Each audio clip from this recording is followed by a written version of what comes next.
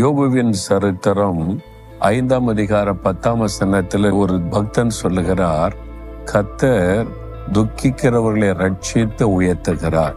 அத துக்கத்தோடு இருக்கிறவர்களை ரட்சித்து துக்கத்திலிருந்து விடுதலையாக்கி அவர்களை உயர்த்துகிறார்.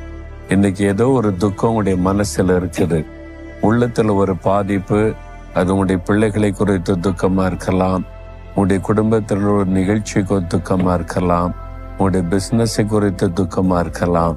உங்களை பாதித்த ஏதோ ஒரு விஷயம் துக்கப்படுத்தி கொண்டே இருக்கிறது. அந்த துக்கம் மாற மாட்டேங்குது, தொடர்ந்து வந்து கொண்டே இருக்கிறது இல்லை. ஆண்டவர் அந்த துக்கத்திலிருந்து உங்களை ரட்சிக்கிறவர்.